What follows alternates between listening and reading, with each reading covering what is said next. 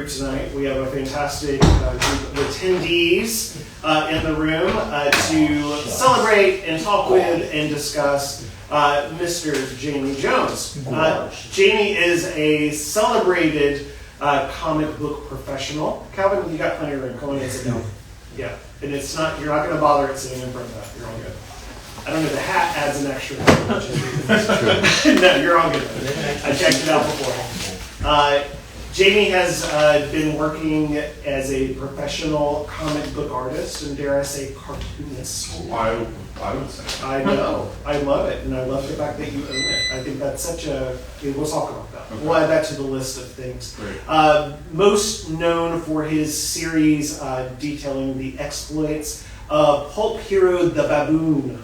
Yeah. And his sidekick. So, everyone, welcome Jamie Jones!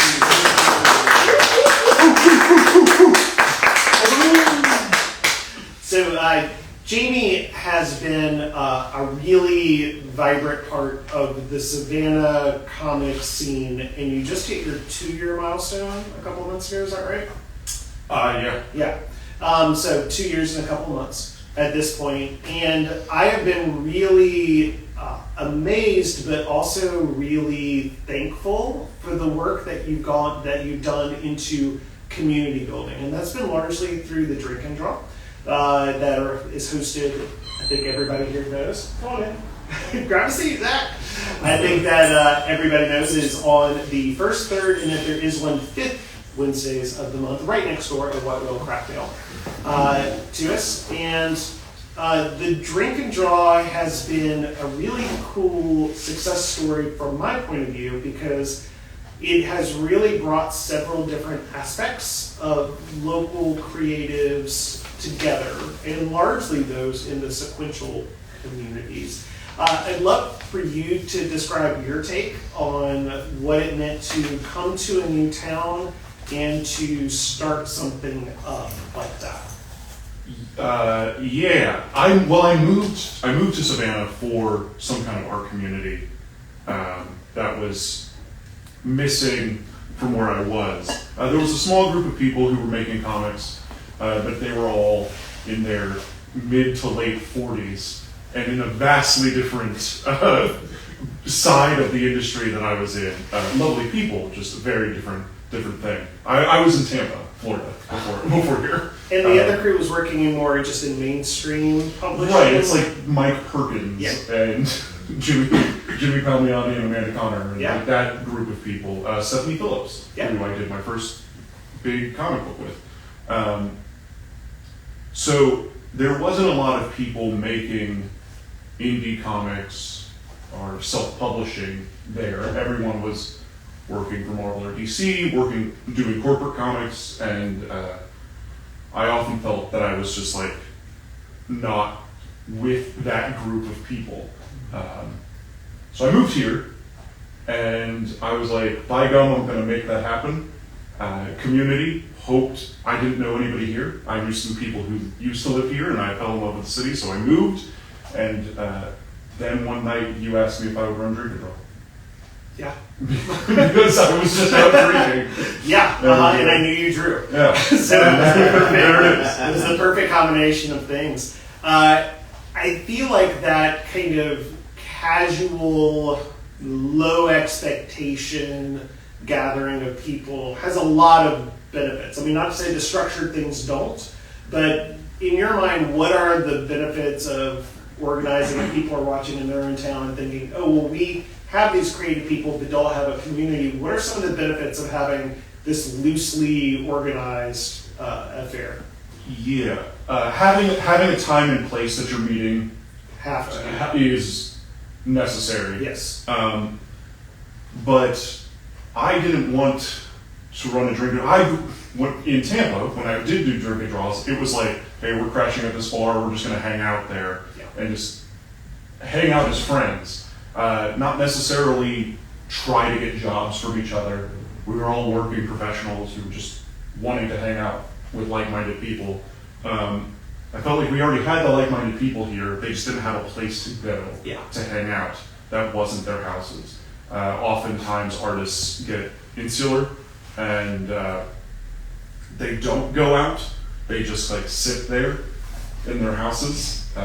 Creating comics is a really, I mean, apart from say you're getting your artist on a script, but even then you're very rarely creating in the same space. You're often not even in communication with the writer. Right. Like if I get a script from a publisher, I might not know the writer at all, and so that's a whole different side of things. And if you compare that to another creative field, like say being a musician, even if you're a session musician being called in, you're still usually going to be in a studio with other people interacting with the project. So it is, when I talk to comic creators, they do all talk about that nature of being alone, as being a very defining part about what their career is. And that has positives and negatives. But the coming together, what do you see as the kind of benefits of that? Every job I've ever had is because I'm just friends with a person. And I think that's really what I try to further instill in anybody that goes to Drink and Draw, who is at SCAD now, or maybe not even at SCAD, maybe they graduated, but... Or just moved here because they're cheaper than Portland. Yeah, sure. For now. It's, it's building up some just a friend group, not even a group of like-minded people, just friends to be like, and I need a letterer. Yeah. Okay, cool. I need somebody. I hired a friend of mine to flat a book that I just did because I was like, I don't want to have time to flat this, and was able to hire somebody who goes to Drink and Draw regularly. Right. That's the kind of thing. That's how people get their foot in the door. That's how every job happens. At the beginning of my year, used to call myself beginning of my career, your second choice of artist. So when an artist flaked, I was the person that got called. And it was only because my friends who were the writers were like, "Can we just get Jamie? It will happen. We can have meetings, and I'm friends with him. So if anything needs to be a thing, text." And, well, I had a whole second career in addition to this in the graphic design and web development world, and I totally understand where you're coming from. Your second choice, and so much of it is word of mouth. People that you know, that's any job, because somebody can say, "Oh, I know them in this situation. They're a good person. They could fit with our workflow."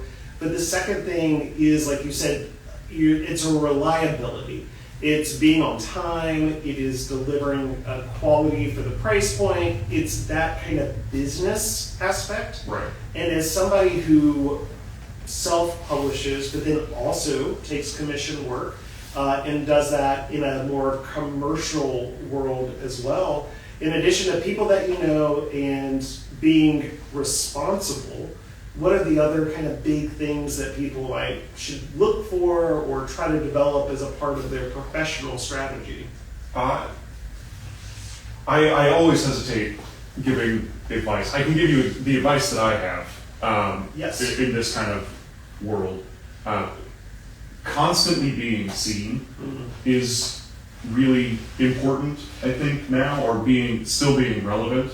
That's one of the reasons why I started a daily comic strip, because the first Baboon book and the second Baboon book, there's 3 years in between the actual bigger books. And I was, while I was doing small mini comics, doing single issue stuff, doing crossover books to just kind of keep my name afloat and the character's name afloat.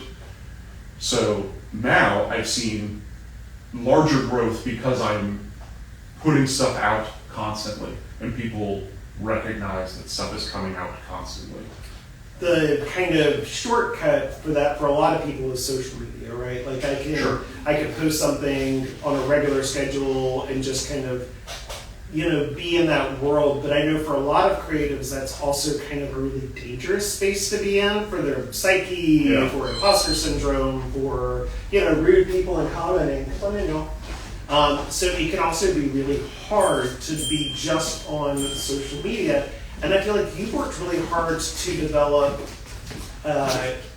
realms of communicating outside of just your Instagrams and X's and Facebooks. Yeah. Well, I don't do those things well. I'm not good at social media. And also the stuff that I do, the way that I draw, does not necessarily, like Instagram does not want you to have finalized pieces. Every time I do a sketch, numbers are boosted. Every time I'm able to be like, this is a work in progress, numbers are boosted. If I ever put a finished comic up on Instagram, nothing. Do you think that, I mean, because we all just guess about how the algorithm or, any kind of ranking systems with our social media stuff works. They won't tell us that because that's, proprietary. That's how they make the money. Right. Do you think that may be in part more reflective of kind of your audience too? Because I think that with certain artists and certain creators, they have a higher percentage of people that are also creators who look at their stuff and follow them than others who may be more just kind of mass market. We're hitting broad strokes. A lot of those followers may not also be creators. I think the majority of my followers are creators, and that might be one of the reasons why, or maybe they're just not saying stuff. I talk to people all the time. You've been posting something every day for the last almost a year. That, I think we live in a world where everything is noise, and it's just how you break through the noise. All noise. So, I don't know. I'm not good at social media. That's why I've gone to Substack. Exactly. So you found a way around that. And before we get into your daily comic, and then we'll get into 24-hour comic sticks, that's your most recent, I believe, completed work, unless you've really been that would be this last week.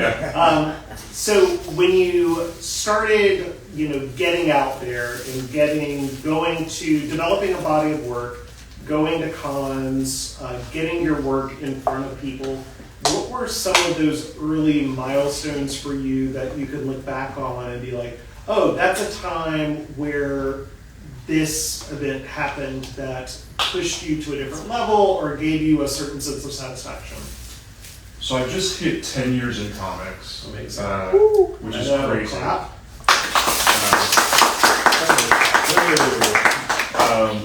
Also condolences. Oh, thanks. I hit 4 or 5 years as that is my job in comics. So the first few years, what really changed was doing mini comics, having something.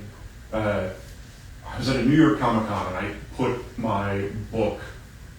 I did a little mini comic with a buddy of mine. I put the finalized comic in the portfolio submission box when they were doing editor reviews. So I didn't have like a stack of paper and just went, here you go.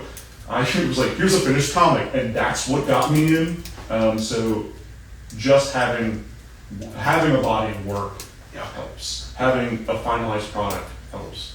And then it was every convention doing another comic to have and sell. That was why I got into it. I was never a pinup guy. I was working with a comic shop and they were like, you need to have 3 Says prints. the guy with new pinups and better help now. Yeah. Well, sorry. It was just like, I wanted to make comics. I didn't necessarily want to draw pictures of Harley Quinn all the time. Sorry, Stephanie. Yeah, well, she gets it. So I just started making comics. And then career-wise, I met Bart Sears, and that kind of changed my life. For better or for worse. Bart did give me my first job. So for people who don't know Bart Sears, a quick 5 seconds, litany of hits. Gosh, everything at DC. The man did literally every book. He was also your second choice of artist. He was often the guy who would draw books when they were late, and got very burnt out drawing comics. He did everything. He's done everything. He did JLA, or Justice League International.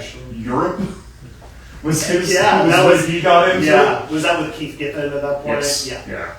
He did a really great Spectre. He did Invasion when Todd McFarlane stopped drawing halfway through. Somebody had to. Somebody had to, and it was Bart. Yeah. he did Brutes and Babes for Wizard Magazine. He was writing the How to Draw Comics was Brutes and Babes. Yeah, Bart lived in Tampa and was like, hey, I'm going to teach you how to draw comics. I love it. And he did, and that was a big moment. That was a big step forward. Yeah.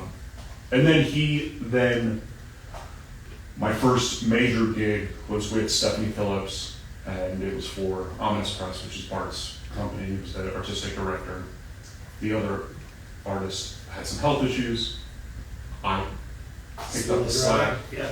And Bart was like, yeah, just hire Jamie. Like, I've trained him enough. And I learned a bunch of tricks of the trade. How to get things done on deadline. That's what Bart really taught me.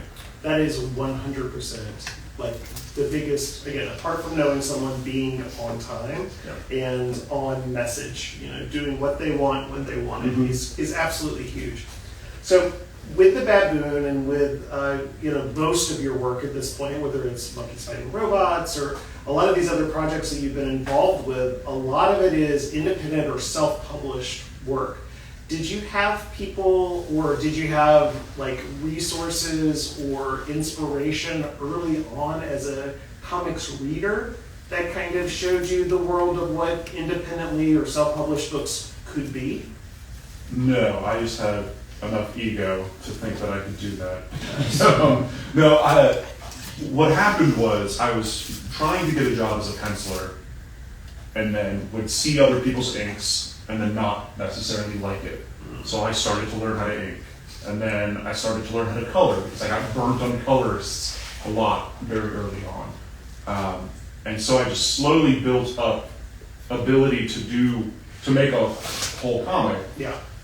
That self-publishing just became the only thing that I was going to do. I started doing self-published smaller comics just to use as portfolios for these bigger companies. And then it just kind of became my job. Yeah. And then people started recognizing me for the Baboon, and I was getting hired because of this other book that I was doing. Right. And with the Baboon, you have, in more recent iterations of it, have been publishing it in a format that I think is it's unique for a lot of self-published books by publishing them in a hardcover or making them available in a hardcover with some really interesting kind of binding choices and finishing touches that put your book at a different price point, not an unattainable one, we're talking 2025 for a hardcover. But it's as a retailer, it's hard to rack Baboon next to a lot of self-published stuff because it looks like it came from a larger publisher, which is a compliment and a half. Yeah, for sure. When it comes to how you present your work, what is it that you kind of use as an influence for how you finish it and make a final deliverable product? European comics. I really wanted to do, originally I was going to do just single issues, because that seemed more attainable, and then I was going to do it in 3-issue arcs. That was kind of my thought, real Batman Adventures stylings. And then when I got to the point where I had 3 issues, it read like a single comic, and I didn't want to have to break it up. And then talking to a bunch of friends, and we were looking at Kickstarter and stuff, everyone was like, you want to do, originally, they were like, when you said you were going to collect this, it's going to be a nicer book, you might as well just go hardcover, because if you are using Kickstarter or you're using crowdfunding, you are able to do whatever you want. And I got in touch with a really great printer who primarily does art books for like fantasy people. This was part of my connections in Tampa. My friend Dan Govar is a phenomenal fantasy painter, and he has his art books, and they're gorgeous. Yeah. And they're like $50 art books. They're insanely detailed. So he got me in contact with his printer, and I was able to ask for the cheapest paper. Yeah. I was like, I want this to be 60-pound uncoated. This was the other thing. Knowing what I wanted when I talked to a printer was paramount. Yeah. Knowing that I wanted a hardcover laminated book, so it had kind of this Dark Horse feel. I told her I wanted it to smell like a Dark Horse book. And then she went, "Oh, I know what that is." Yeah. And then immediately, and we got the book made. She got Karen Berger on the phone. Karen sent her some oils in the mail and made it happen. Well, I think that's really, I love that kind of love for the tactile piece of it, because it really is an artifact of the work. And you work largely physically, which is fantastic. You obviously do some finishing work in digital and that sort of thing. But it is a real love letter to not just the physical form of books, but your baboon character and kind of the world that it's set in does harken back to the Phantom or to even Terry and the Pirates or Popeye. Like we talked earlier that you were like, no, cartoonist is a good word. And it really does kind of go back to that era, not just in kind of the timeline of it, but also in the aesthetics and the reverence and the feel for it. Yeah. When I started making it, Terry and the Pirates is one of my favorite things. Yeah. The Spirit is one of my favorite things. I love Will Eisner. I was trying not to. I love Will. You weren't trying. Every time we talk, all we do is talk about Will Eisner. Eisner and Will. Yeah, that's it. That's all I have. But I love old comic strips, and I wanted to make something. So I was working at a comic shop when I started making the Baboon, and my main complaint was seeing little kids come in and wanting to read Batman, Catwoman, Spider-Man. And at this time, this was like Tom King Batman, depressed Batman, super overtly sexy Catwoman. It was a really weird time for kids to be reading what I think is ostensibly a child's medium. Like these characters were made for children. They work best when they are for children, I think. That does not mean that I don't like adult comics. Adult comics are great. Adult comics with an X. Seth is awesome.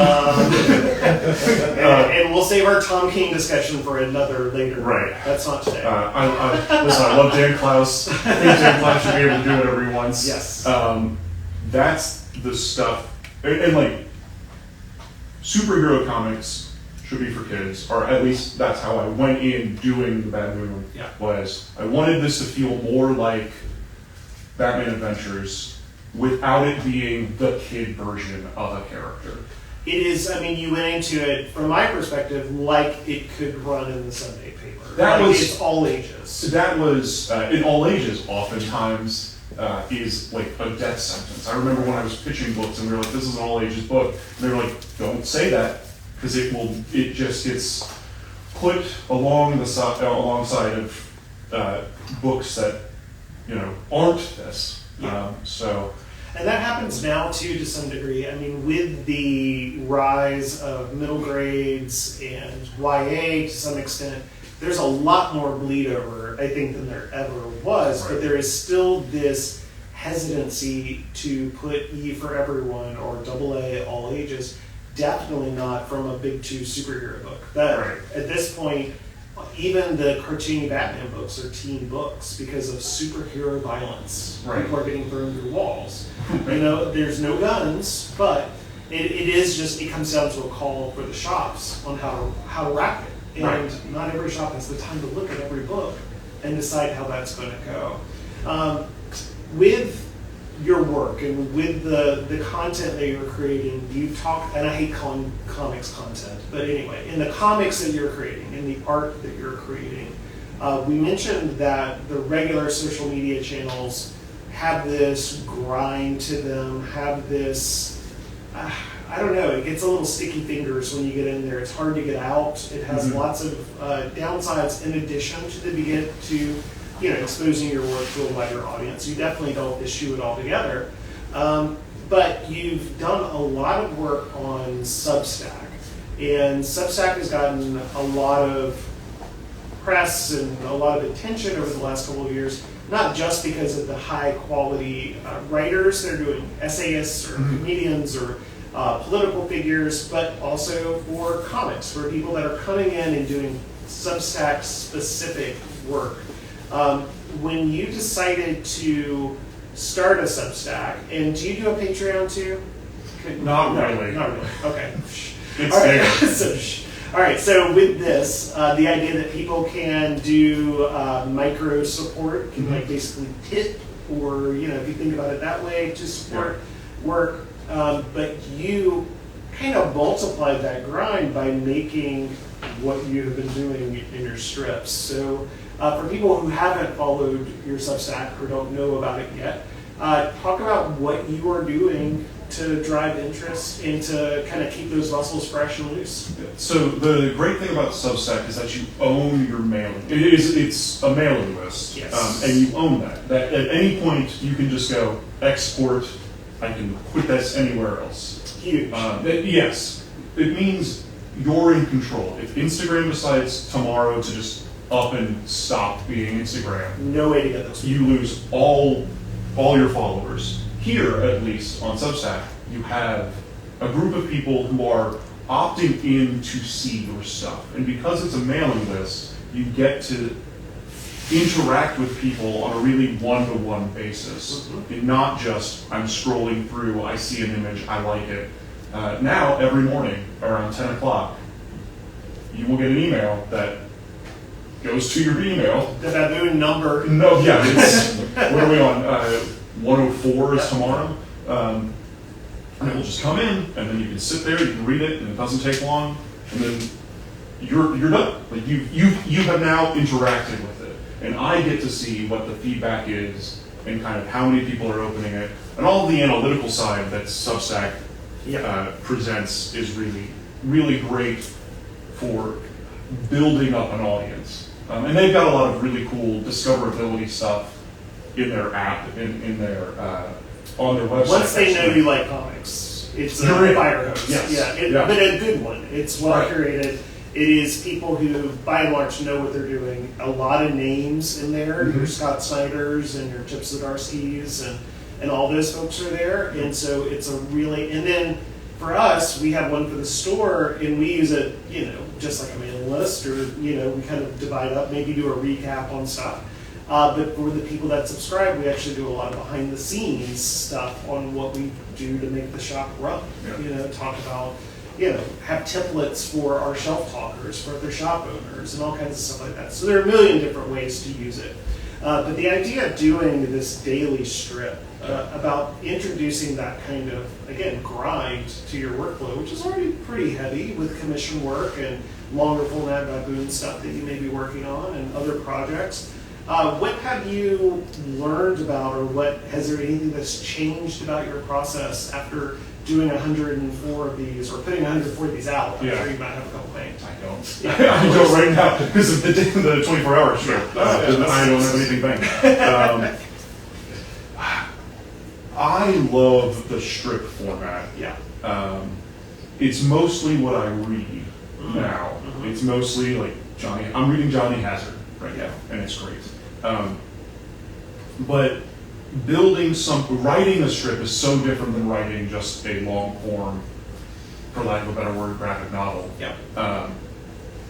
The second Baboon book is 94 pages. It takes a lot longer to write a 94-page book than it does to write 100 pages of strips, because strips have a different pacing. You're thinking weekly, and then monthly, and then daily. Do you have an outline? Do you have a story outline for it? I have a very brief, this is what's going to happen. Okay. But my original idea was to do 120 strips, and that would be a story arc.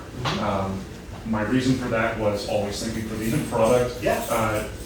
A 60-page book or a 64-page book is, if I'm doubling up strips like this on a piece of paper, that's 120 is 60 pages. Yeah. So that's an easily digestible chunk of story. So like the MFR book, you're thinking that kind of landscape. Yes. Yeah.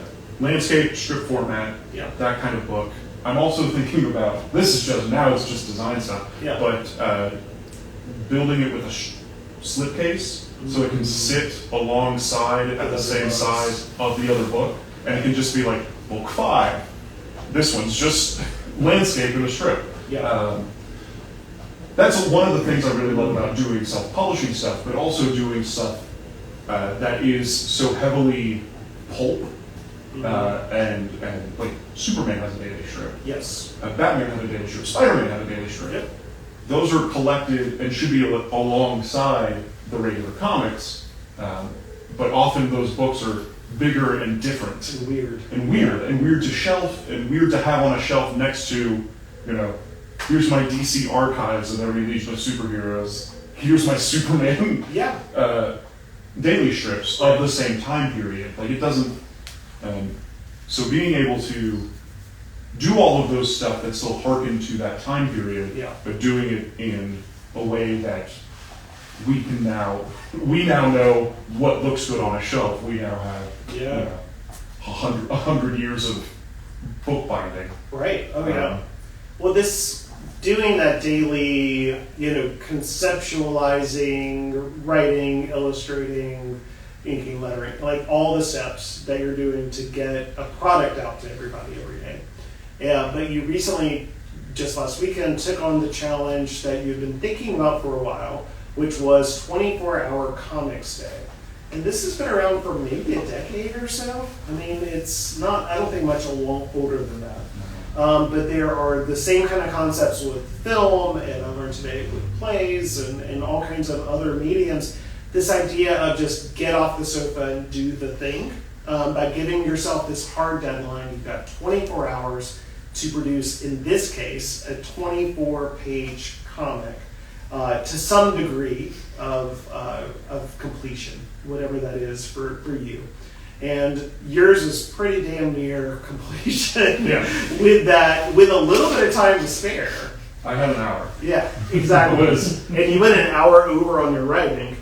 I did, yeah. So talk to me about this process. What was it? What you thought it would be?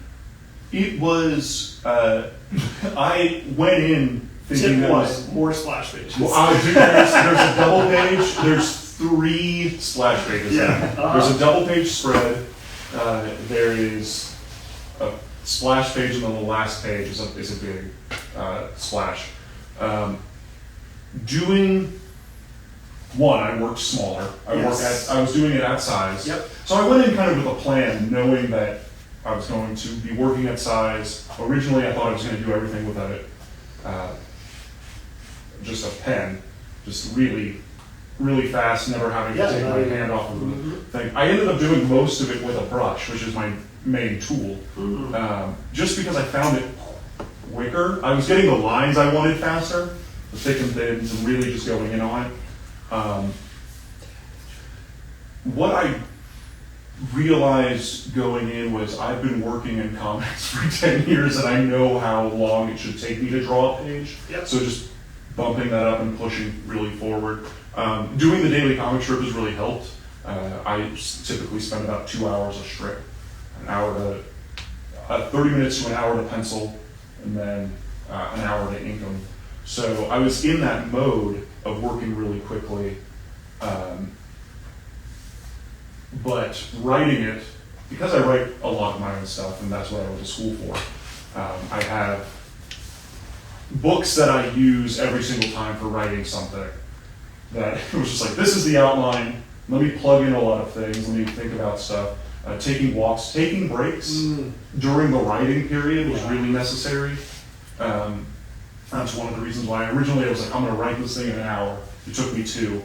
And then I penciled the whole thing in 3 hours.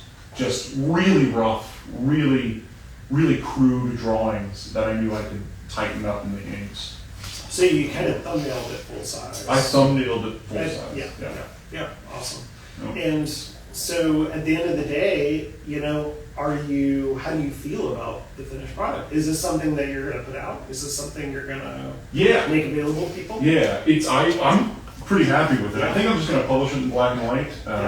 The 3rd Baboon book, which I think I'm going to launch in February next year, is a collection of all the short story baboon stuff I've done, and it's like well over 100 pages at this point.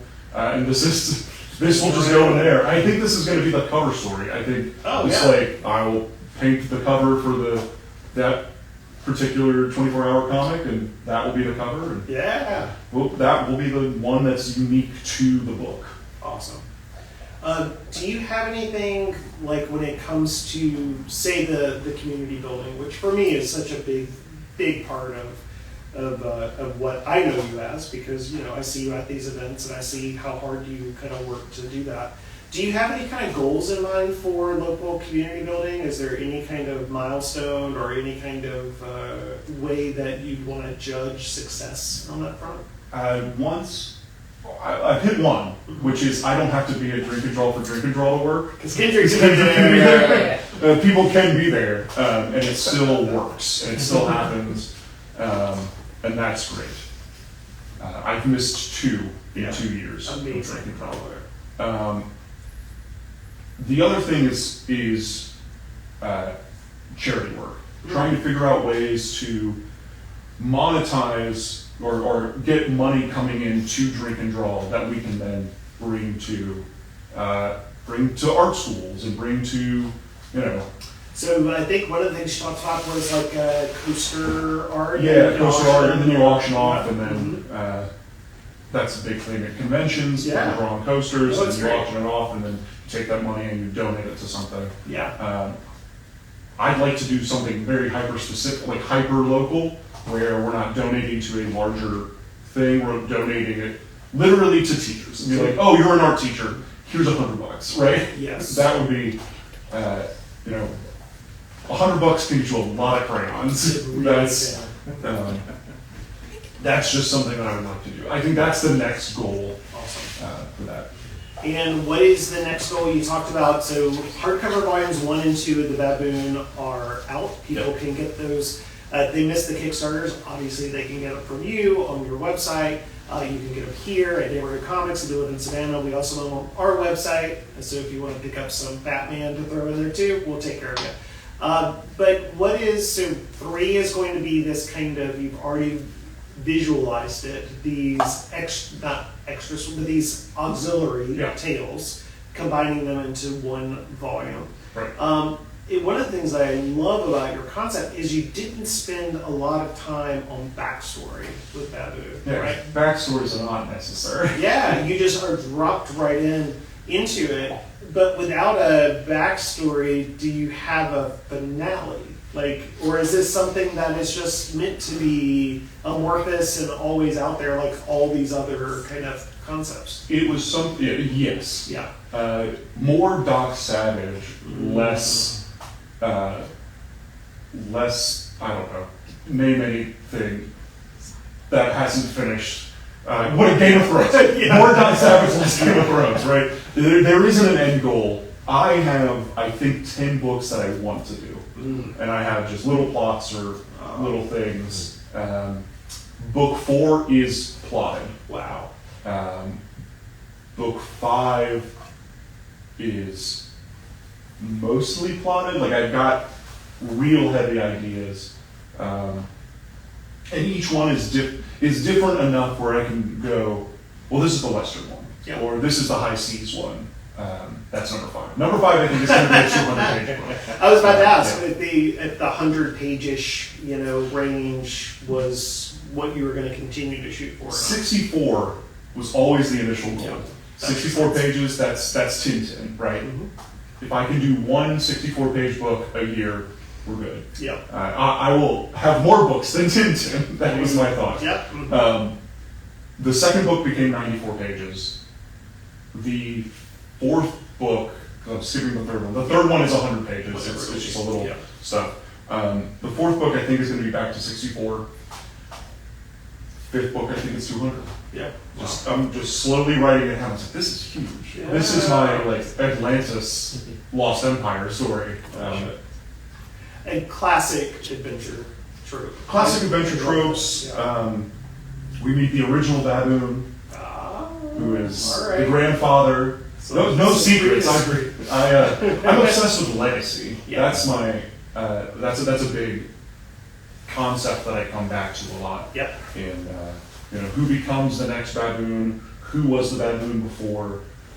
Real phantom. That's a real phantom. Yeah. Oh, absolutely. And so many of Kate books, and as now we're getting into the point where a lot of these characters are getting 80 years plus.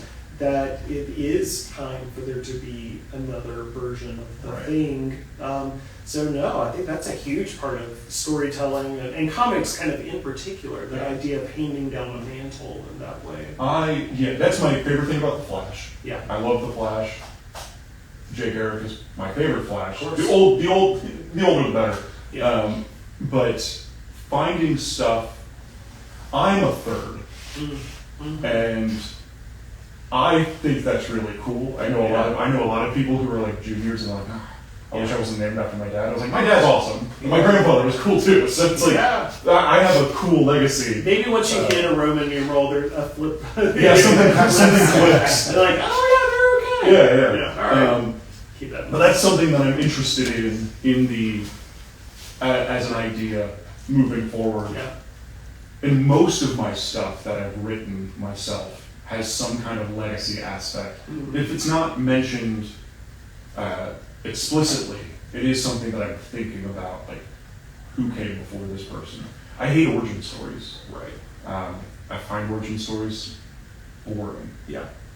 But that idea, I think, again, of being kind of dropped into something, and you get these little pearls of past or whatever as a part of it, it does make it feel like a different kind of entity than I'm creating something from whole cloth, but I'm transcribing something that's always been. Right. Well, one of my big concerns moving forward, or starting the book, was not to make something that felt like nostalgic, but to make something that felt like it was being made in the same time period. Because oftentimes you'll find like volume 5 of Dick Tracy, and you'll start at volume 5. Right. But volume 1 of Dick Tracy, he's a private. He's doing a thing. Right. He's already involved.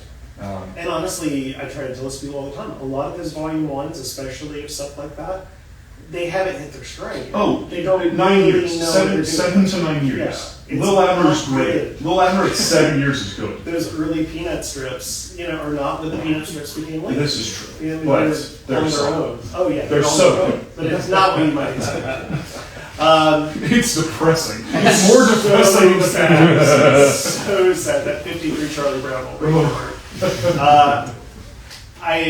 Obviously, it's always my pleasure to talk with creators and talk to people that have such an important place in our local community. But I would love to open it up for anybody else. Should you guys have any questions for Jamie? And this could be story questions, technical questions, professional questions, whatever it is that you guys. I know Jamie is probably the rare individual that we have the chance to pick his brain, twice a month next door. So a lot of your questions may already be answered and may already be out there, or But if anybody has a question for Jamie tonight, throw it on up. I've made myself very available. Well, too available. I think so. I don't have a question, but I just wanted to say thank you because I met you at pre-comic book day, and you were busily doing a panel, and you mentioned the fact that you wanted to do a panel every day as a way to and it really inspired me to get back into drawing again. Oh, and then so now I'm actually doing doodles every day. So just to if I miss a day, I just double up on my doodles. And when you were talking about brush strokes and things like that, I originally was going to go to college to be a sequential artist, and then life got in the way. And then I find that I'm a better painter because of, like you said, you get better lines and brush strokes and everything like that. So that really made me think that I was okay, good, I'm doing something right. Yeah. And also with that too, so I've been getting into, because I was at Dragon Con a while back, and I met Mark Bagley. And I noticed that because I'm a creeper and I'm a fan of his work, so I'm just like, why are you drawing? And I was looking at, he was using Sharpies as a way to do a quick ink instead of having to do the whole inking process. And I actually started to incorporate that into my doodles and my drawings, but using different shapes, like the chiseled or the fine tips and things like that for the strokes for particular things. And I feel that they give me on the first try the type of line or the shading that I need, as opposed to me meticulously going crazy and just redoing it. It's I messed it up. I guess I work around it. Yeah. So. I'm a big fan of Papermate flare pens. Oh yeah, no. That's my favorite drawing tool is a Papermate flare pen, and oftentimes I'll just be in the background of a panel. Everything else is brush inked and looks great, but it's oh, there's foliage over here. No, it goes so much quicker. Yeah, no, I used to be very obsessed with the fine tip, like the very fine tip, like Yeah. pens. Oh man, those are my jams for me. And I actually found my old red ones. I'm using that to incorporate into my drawings these days. So it dies out, and I'm just like, Yeah. but yeah, it's just I feel I'm a pen aficionado, so I've just like gone through all the different types of pens, and then I find like the ones that I like. I was like, I'm trying to keep. You just say, I've been using the same brush for 7 years. Okay. I buy them in bulk now because I'm scared that they're going to not exist. Yeah, there's some pens that I really enjoy, and they have like very good smooth gliding lines, and they don't exist anymore. So now I have to like sparingly use them. Schultz famously bought every pen nib from when they were like, we're not making this pen nib anymore. He bought everything. Oh. And when he died, he had like a carton left. That's a thing. Yeah. That carton now sells for $1 million. Yeah, that's right. So, while self-publishing, what would have been some challenges with that you didn't expect, and then maybe some things that went easier than you expected to? Shipping is always the thing that I think you don't think about when you're self-publishing. Making the comics great, buying the comics great, getting it printed is awesome, and then you have to ship it to people. And that is an expense that is fluctuating constantly. So for my last book, I just had, it was on a boat for 3 months, and it got delayed for 3 months. Shipping prices changed drastically in those 3 months. And it's something that you have to constantly be thinking about, but it's also the thing that you have no control over. It's going to fluctuate, it's going to change. Having a decent buffer in pricing for shipping is always necessary. So that's the weird thing about self-publishing. Also promotion. You want, like, if you look at movies, half of the budget of the movie is spent promoting the movie, right? So that's why when a new Avengers movie comes out, that's all you see, is because they're spending $500 million promoting a movie. Doing that in, like, I don't have the amount of money that I need to just go, but time equity is the way that I judge that. So if I'm spending, that book, the new Baboon book is 94 pages. If that is, let's say, a page a day, it's 94 days. Half of 94 is whatever that number is. That's how many days I should be promoting the book. What's that? 47. 47, thanks. So that's how many days I should dedicate to promoting that book. That's what I think. That's wild to think about, break down the math that way, because Yeah. I think a lot of us don't quantify what we do in promotion. And even if we're not promoting a specific thing, we're just promoting ourselves, or, And I mean, going back to our conversation earlier, Instagram and social media isn't enough for it. So it's like reaching out to podcasts, reaching out to different things, and also going on places and becoming the cult of personality. Selling stuff is so necessary. There's a lot of students at SCAD. There's a lot of people, or just artists in general, that I know who have a professional Instagram or professional social media as quickly as possible, because the fact that you have now separated your audience, if you want to promote your new book, and now all of a sudden you're showing your face and talking about the book, and all you have on this one account is art, that tanks. But if you have a social media presence that is more about you and less about your art, and the art becomes part of your identity, you're now becoming this person who makes something, and people like people more than they like things. So if people like you, they will buy your thing. But if I am doing the Baboon, and all of a sudden I want to do a different thing, now I have to sell to a different audience, and I have to really re-promote. But if me, Jamie, I'm like, I run Drink and Draw, and I'm going and partying with my friends, and that's what people see, and that's what people like. And I make this book called The Baboon, and then all of a sudden I want to do another book. It doesn't matter. It doesn't matter that I'm doing a different thing. It just matters that I'm still the guy who's being weird online. Well, I think that's really interesting too, that idea of a cult of personality, or presenting yourself as someone that's, obviously you want to be genuine. You want to be someone that people actually do like to be around. You want to be a good person. I mean, that's upmost on the list, but cultivating different kind of trademarks, like with you, there's the bow tie, the vest, the way you set up your table with the old trunks and everything. Like there's an aesthetic or a look that gets wrapped up in all that. Ed Piskor is another great example. You see that Pittsburgh cap from and the chunky glasses from a mile away. That's a very thought out thing. That's not an accident that Ed is doing that. Sure, it's like, and people have been doing this for years. You look at old Pol Pot magazines. He actually has like art headshots in his stuff, and he's like a rock star. Yep. And then you have Todd McFarlane, who's this baseball loving guy. Like that's his personality. Yep. And his art is about.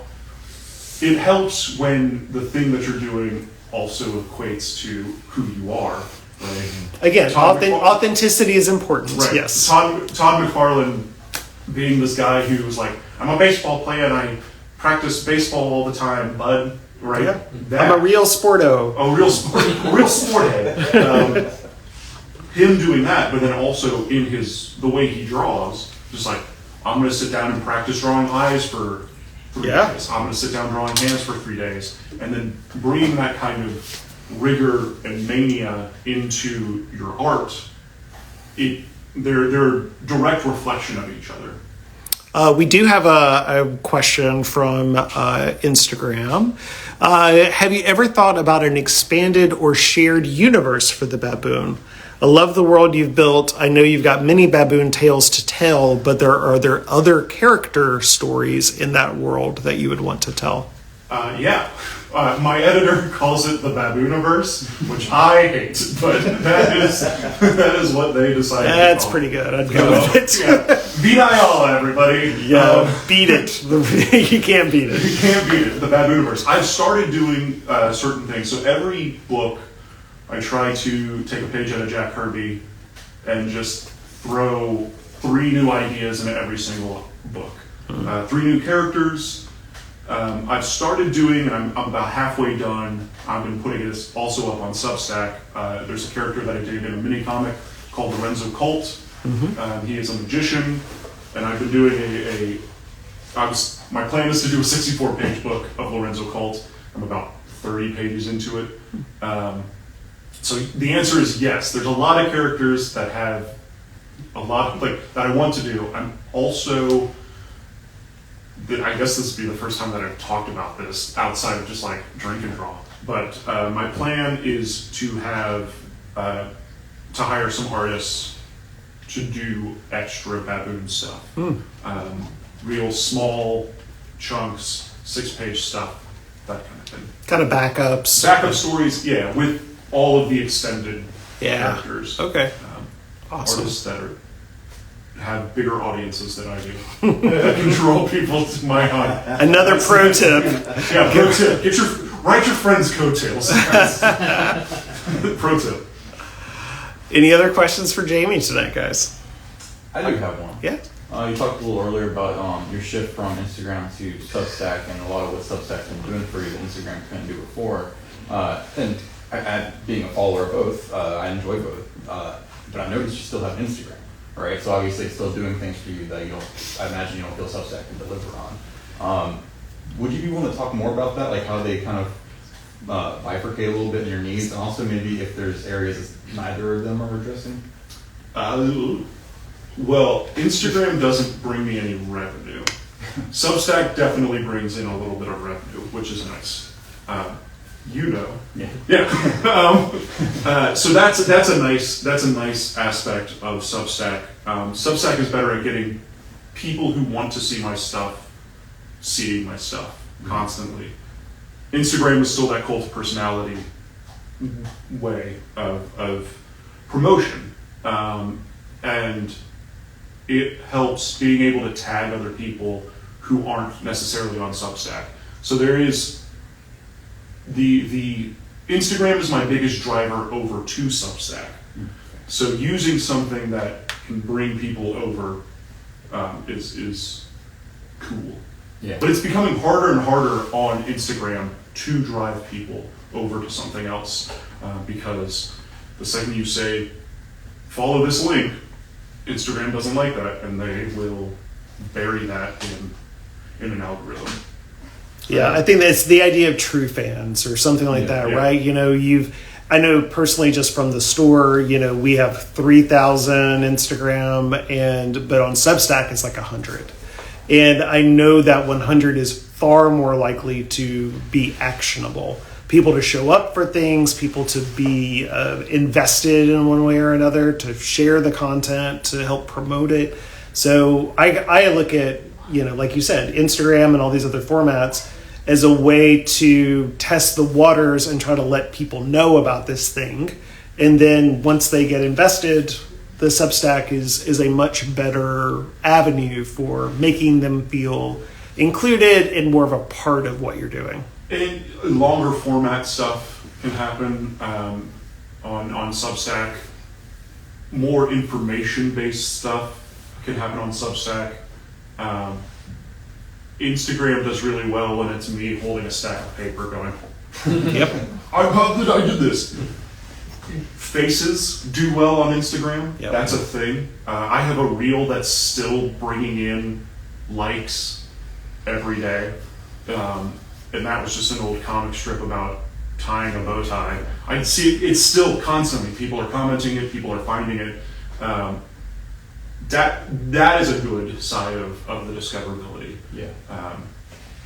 But I have found it's harder to figure out what Instagram wants you to do. On Substack, I can just do whatever I want to do, and people are finding it. And that's nice. Yeah, I will say being on the receiving end of both, Substack does have a more intimate vibe to it. That's like a more direct connection to Right. you. Well, it is a one-to-one, Yeah. right? It's not me posting something and hoping you drive by my house to see it. It's me literally sending you a letter, right? So, and I'm asking this because I've been on the receiving end for all this time, and now I'm about to start moving on to Substack myself. Do you still find yourself wanting for anything there? I know they're very fresh into this space as well. Not really, and they keep adding more and more That's great. stuff to it. They just had a notes feature, which was got Twitter up in a tizzy because now Substack has Twitter functionality, and it isn't hateful. Like it's nice. It's nice over there still. But I think it's nice over there because everyone's there for the same reason, right? It's not Twitter where everyone's there to have their own voice.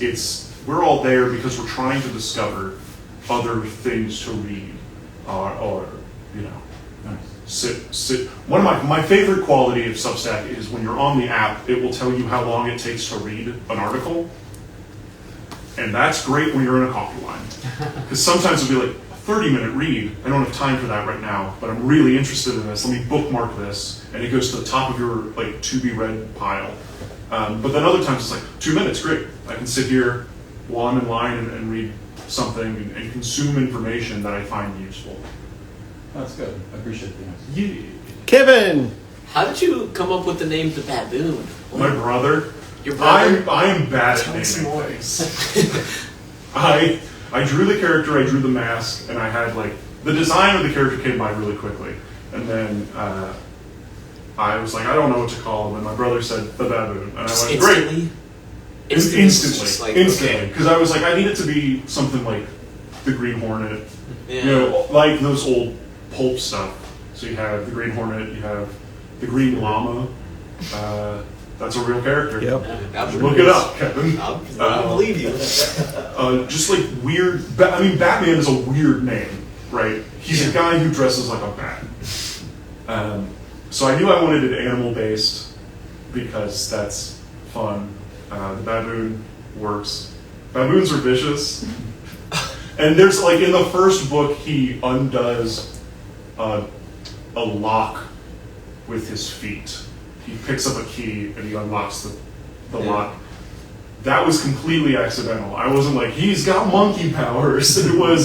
That was just something. That's more a joke on the spirit not wearing socks than it is, because that's what he's talking about. He's talking about not wearing socks and having slip-on shoes for exactly these purposes.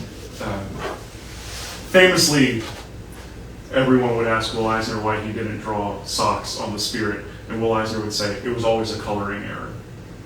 Always. Always a coloring error. 50 years. But then sometimes he would draw actual socks on him. Bizarre. Great. The Hulk, the color of the Hulk. Yeah.